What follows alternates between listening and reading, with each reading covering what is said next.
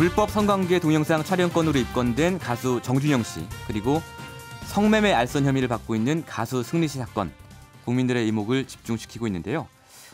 이 사건들의 경우 법적으로는 어떤 처벌이 가능할지 이 부분을 저희가 오늘 집중적으로 짚어볼 예정입니다. 정준영 씨 사건과 승리 씨 사건을 법적으로 짚어보기 위해서 저희 369 식구 중에 한 분이신데요. 노영희 변호사님께서 스튜디오에 나와 계십니다. 안녕하세요. 네, 안녕하십니까. 매주 금요일만 뵙다가 목요일에 뵈니까 격주 금요일이죠. 예, 네. 더 좋은데요. 그렇죠. 네. 자주 나와주십시오. 네, 고맙습니다. 저희 법적인 문제를 짚어보기 전에 일단 정준영 씨 같은 경우에는 지금 드러난 혐의는 뭐 이런 거죠. 불법 동영상을 촬영을 했다. 네. 이 여성의 의사에 반해서. 그리고 이걸 이제 단톡방에서 유포를 했다. 네네. 이거 아닙니까? 어느 정도 처벌을 받게 되는 혐의죠, 이게? 일단 우선 이제 그런 것들은 그 성폭력 범죄 처벌에 관한 특례법 14조에 보면은 카메라 등을 이용해서 촬영했을 경우에 문제가 되는 법률이 있는데 예. 이게 그 단순히 그냥 그 의사에 반해서 예. 상대방의 신체 같은 것들을 촬영하는 경우에는 예. 5년 이하의 징역, 3천만 원 이하의 벌금. 5년 이하의 징역. 3천만 원 이하 벌금인데 예. 원래는 이게 5년 이하 징역 1,000만 원 이하 벌금이었다가 벌금이 좀 올라갔습니다. 작년 말에. 예. 또 영리 목적으로 만약에 이걸 유포했다 그러면 7년 이하의 징역. 예전에 이게 또 벌금이 있었는데 아예 벌금을 없앴죠. 예. 그런데 저는 이 성폭력 범죄 뭐 특례법의 카메라 촬영 이것보다도 네. 그 카카오톡 내용이 보게 되면 수면제 먹이고 뭐 했다 이런 얘기가 맞아요. 나와요. 그 얘기는 상대방 여성의 의사에 반하여 그런 성관계를 했다는 얘기가 되고 성관계의 수단으로 수면제를 먹였다는 얘기가 되잖아요. 그러면 그거는 빼도 박도 못하게 준강간이에요. 그래서 저는 이게 단순히 그냥 여성의 신체를 그 여성분의 의사에 반하여 찍었고 이거를 뭐 유포했다 이것도 무서운 범죄이지만 그거보다도 수면제 먹이고 했다라고 하는 그 부분이 만약에 사실로 드러나게 된다면 사실은 이게 중간간까지 갈 수 있어 매우 심각한 범죄가 된다. 이게 완전히 진짜 끔찍한 범죄가 될 수 있는데 문제는 그 증거가 결국에는 수면제 먹이고 했다 이런 그 그냥 단톡방에 나와 있는 대화밖에 없고 그렇죠. 실제 그 여성 스스로가 자기가 수면제를 강제로 의도하지 않게 먹고 이렇게 했다는 것을 알아야 되거든요.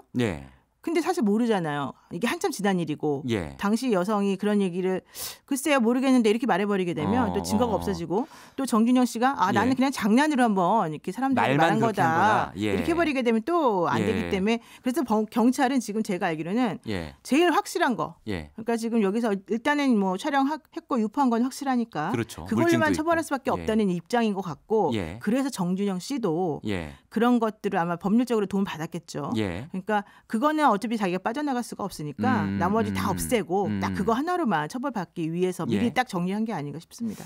어제 SBS 보도에 이 사건 처음 보도한 기자가 나왔는데 피해 여성들을 본인이 만나봤다 그랬어요. 그런데 피해 여성들이 본인이 피해당한 사실도 인지하지 못하고 있는 경우가 많았다. 바로 그겁니다. 라고 하더라고요. 그러면서 피해 여성들이 기자한테 나 좀 살려달라고 매달렸다는 거예요. 그러니까 이분들이 이 피해 사실이 유포되거나 알려지는 것을 굉장히 지금 두려워하고 있는 상황인 거죠. 그렇기 때문에 이제 말씀하신 것처럼 이 강간 혹은 준강간의 피해가 입증되기 어려울 수도 있겠다라는 생각이 좀 드는데요. 그러니까 예전에는 그렇게 이제 피해자가 원하지 않는 경우에는 아예 수사도 안 했었거든요. 그리고 수사를 하다가도 중단해버리고 이랬는데 지금 같은 경우에는 피해자가 원하지 않아도 이게 강간이나 준강간이 확실하다는 입증만 되면 얼마든지 수사기관에서 수사를 하고 재판을 받게 할 수가 있습니다. 그래요? 물론 그 과정에서 그 피해 여성들에 대해서는 보호를 철저히 해주는 게 지금 현재 피해 여성들의 입장이죠. 진술은 있어야 되잖아요. 본인의 진술이 있을 수도 있고 예를 들면 가해자가 자백을 하는 수도 있죠. 그리고 영상이 있기 때문에 영상 속에는 여성의 모습이 마치 원하지 않는데 했다거나 아니면 의식이 없는 상태에서 한 것처럼 보여지게 되면 실제로는 뭐 피해자의 얘기를 안 들어도 충분히 범죄 입증되는 겁니다. 저희 5111번님 청취자분께서 왜 강간이 아니고 준강간인가요? 이런 질문 주셨거든요. 그러니까 강간은 폭행이나 협박을 통해서 상대방의 저항을 못하게 하는 거예요. 근데 준강간은 본인이 폭행 협박을 할 필요가 없이 그 사람이 폭행 협박을 할 수 없는 상태를 만들어버리면 돼요. 그러니까 수면제를 먹여버리면 일단 잠이 들게 되잖아요. 그러니까 본인은 반항을 할 수가 없죠. 예. 상대방이 나에게 강간하려는 자체를 아하. 모르니까. 그러니까 그런 거를 우리가 준강간이라고 합니다. 예. 폭행이나 협박이 없는 경우에 준강간이고. 자, 근데 이제 정준영 씨 한거 불능 상태를 만들어 놓는 거를 준강간이에요. 한거 불능 상태를 만들어 놓는 거예요. 정준영 씨 같은 경우에는 과거에도 2차례 이 성관계 불법 영상 관련해서 수사를 받았지 않습니까? 근데 이제 모두 무혐의 처분을 받은 거예요. 그 과정은 좀 복잡하지만 다시 기소가 가능한 건가요, 이거? 그렇죠. 이제 그러니까 경찰이나 검찰의 뭔가 범죄 사실에 대해서 우리가 얘기를 해서 수사를 하게끔 하는 게 고소잖아요. 예. 고소를 했는데 증거가 좀 불충분해요. 그런 경우에 내릴 수 있는 처분 중에 하나가 불기소 처분이라는 건데 불기소 처분 중에 하나가 바로 무혐의, 증거 불충분 무혐의라는 겁니다. 그렇습니다. 그러니까 정준영 씨 같은 경우에도 예를 들면 작년 말에 이제 또 증거 불충분 무혐의 처리가 됐는데 그렇게 증거 불충분 무혐의라고 하는 것의 의미는 이 사람이 그 죄를 저지르지 않았다가 아니라 그 죄를 저질렀을지도 모르지만 그 죄를 저질렀다는 것에 대한 증거가 부족하다. 그러니까 추후에 새로운 증거가 나타난다면 얼마든지 다시 그 사람에게 죄를 물을 수 있다. 그래서 이런 것들을 완전 종국 처분이라고 안 하고 중간 정도의 처분으로 사실은 봐요. 그래서 지금과 같이 이런 식의 새로운 증거가 나타났기 때문에 과거 2차례는 증거를 못 잡아서 우리가 당신을 처벌하지 못했지만 이번엔 증거가 확실하니까 다시 죄를 물을 수 있습니다. 그리고 이렇게 되는 경우는 아까 제가 그 카메라를 이용해서 의사에 반하여 이런 신체를 찍거나 이런 행위를 찍은 것은 문제라 했잖아요.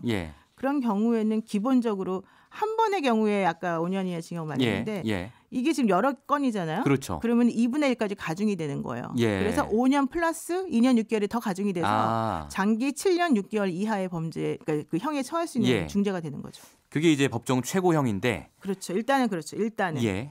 박상기 법무장관이 사실은 지난해 10월에도 그렇고 어제도 그렇고 이런 그 불법 성관계 영상 촬영 범죄에 대해서는 법정 최고형을 구형하도록 하겠다 이런 얘기를 밝힌 바가 있어서 이번 사건도 법정 최고형을 구형할지 사실은 관심이 많아요. 그러니까 여기서 중요한 거는 법정 최고형이라고 하는 게 정말 이 카메라를 이용해서 촬영한 거 이것만 나왔을 경우가 사실 7년 6개월 이하이기 때문에 나머지 더 심각한 범죄가 입증이 되게 되면 말씀하신 준강간이 입증되면 훨씬 높아진다 이런 말씀이시고요. 근데 이제 경찰이 그 2차례 수사를 하던 때 이야기로 돌아가 보면 정준영 씨가 휴대전화를 제출하라는 요구를 받으니까 고장났다 이러면서 보건업체에 수리를 맡겼고 결국 복구가 불가능하다 이런 확인서를 제출받았는데 어제 나온 보도는 당시 사건을 수사하던 경찰이 보건업체에 전화를 해서 복원 불가능하다는 확인서 하나만 써주면 안 되냐 이렇게 종용을 했다는 보도가 어제 녹취와 함께 나왔거든요. 근데 이제 경찰이 최근에 이 업체를 압수수색을 했단 말이에요. 이거 어떤 의미일까요? 이게 참 아이러니한데요. 이게 이제 성동 경찰서에 있는 이제 뭐 형사겠죠. 근데 이 분이 사실은 정준영 씨가 당시에 문제가 됐을 때 제일 중요한 게 핸드폰에 있는 것일 테니까 그거를 우리가 좀 달라라고 했다는 거예요. 원래는 사실은 전 임의 제출도 좀 이해가 안 가요, 솔직히. 그런 거는 얼마든지 증거인멸이 가능하기 때문에 그 당시에 압수수색을 했어야 되는데 어쨌든 임의 제출을 요구를 했고 정준영 씨가 이거 수리를 맡겼기 때문에 안 됩니다. 뭐 이렇게 주장했다는 거예요.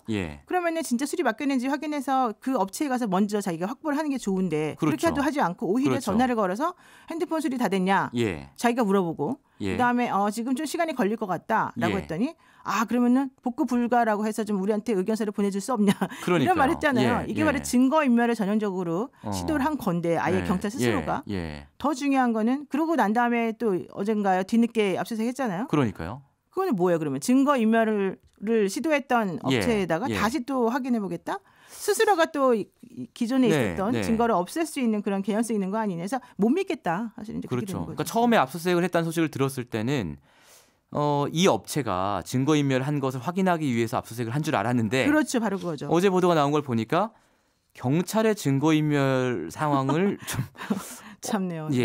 확인하거나 없애기 위해서 압수수색을 한 게 아닌가 이런 가장 중요한 거는 원본이에요. 근데 원본. 그러니까 실제 이 카톡 이 내용이 처음에 공개됐을 때 문제가 되는 건 뭐냐면 이게 처음에 경찰이 뭐라고 하냐면 엑셀 파일 형태로 나온 거라고 했어요. 그럼 엑셀 파일 형태로 나오는 것에 동영상을 우리가 볼 수 있습니까? 없잖아요.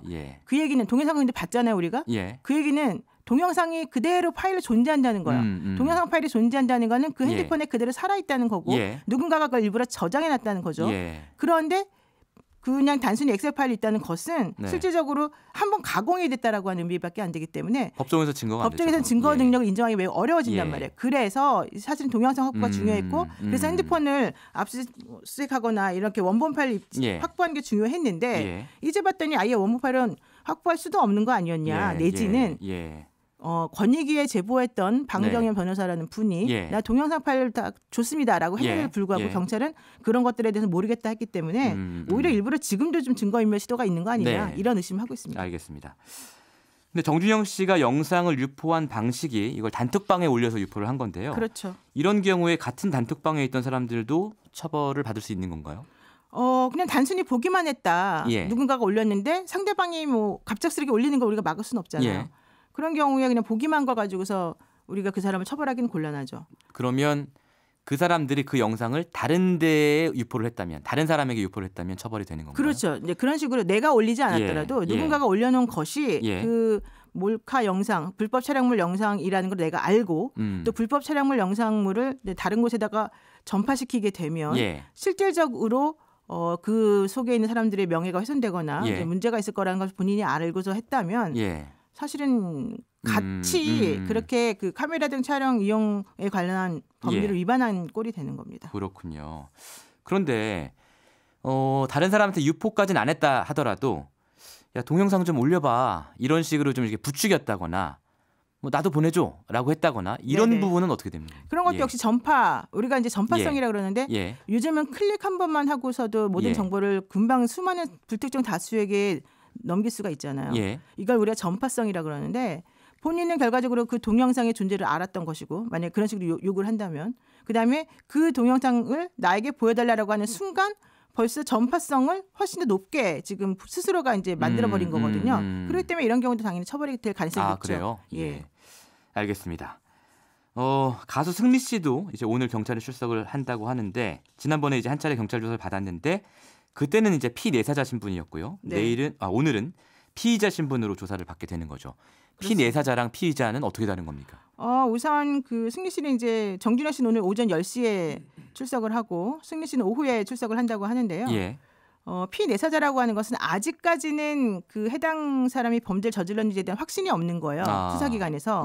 그래서 일단 조사를 한번 해보고 정말 조사를 한 끝에 저 사람이 문제가 있다고 생각하면 정식으로 입건을 해서 이제 수사를 하겠다는 거고 수사. 그런데 이제 그 피의자로 전환됐다는 것은 조사를 해보니 혹은 내지는 이제 이 사람이 정말 범죄에 연루됐다는 게 확실한 증거가 새로 나타났으니 이제는 이 사람에 대해서 처벌할 수 있는 점들을 확인해보겠다. 이제 이런 게 되니까 피내사자 신분이랑 피의자 신분은 완전히 다릅니다.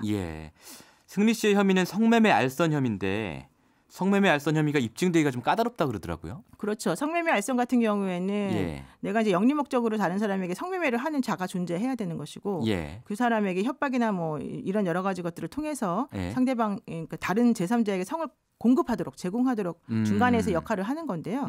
그게 또 이제 영리 목적 같은 것들이 좀 포함이 좀 되는 부분이 있습니다. 근데 이제 승리 씨 같은 경우에 그 단톡방 내용만 가지고는 성매매를 알선했다고까지 할 수 있을까? 이제 이건 조금 좀 의심스러운 부분이 있지만 만약에 이게 인정이 된다 그러면 특례법에 의해서 10년 이하 징역까지 또 1억 원 이하의 또 벌금까지 같이 병가될 수 형량은 더 강하군요. 특례법이라면. 근데 특례법이 아니라 일반적인 성매매 알선이라고 하면 그냥 3년 이하 징역 정도에 이제 해당이 되는 거죠.